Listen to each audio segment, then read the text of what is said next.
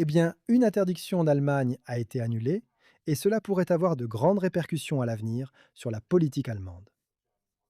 Dans un pays où le deuxième parti le plus populaire, l'AfD, a brièvement été le premier, mais est maintenant deuxième. On parle beaucoup de l'interdiction de ce parti, bien sûr. Nous avons vu l'agence de renseignement allemande s'impliquer pour déterminer si ce parti est extrémiste. Et vous avez vu le chancelier allemand Merz dire que l'interdiction du parti ne résoudra pas le problème. En réalité, il y a 10 millions d'électeurs de l'AfD. On ne peut pas les bannir. Mais vous voyez quand même des décisions prises de cette manière. Le gouvernement bavarois va ajouter l'AfD à sa liste d'organisations extrémistes ou influencées par l'extrémisme, aux côtés d'Al-Qaïda, de l'État islamique et d'Antifa.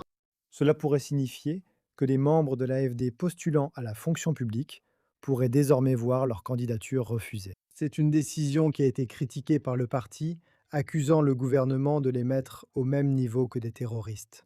Et ce que vous avez vu récemment en Allemagne, c'est une interdiction gouvernementale d'un magazine. C'était un magazine dont je n'avais certainement jamais entendu parler auparavant, mais il s'agissait de ce magazine Compact. Vous avez vu une interdiction, une opération policière majeure, et le rédacteur en chef du magazine qualifiait l'interdiction de dictatoriale. Il affirmait: Vous nous traitez comme une mafia, un groupe terroriste. Nous sommes un organe de presse légal au casier vierge. Tel était son argument. Mais vous venez de voir le jugement d'un tribunal allemand. Et le tribunal allemand a en fait levé cette interdiction concernant ce magazine. Parce que le tribunal a déclaré dans un communiqué que la constitution allemande garantit la liberté de la presse et d'opinion, même pour les ennemis de la liberté. Selon le principe de proportionnalité, une interdiction n'est justifiée que si les activités anticonstitutionnelles de l'éditeur sont prouvées comme étant déterminantes pour le groupe, que le contenu en question n'atteignait pas ce seuil. Et vous avez vu là l'éditeur faire le lien avec les appels à interdire l'AfD, en disant: s'il n'a pas été possible d'interdire Compact, il est aussi impossible d'interdire l'AfD. Donc ce débat va continuer à faire rage en Allemagne. N'hésitez pas à me faire part de vos réflexions à ce sujet.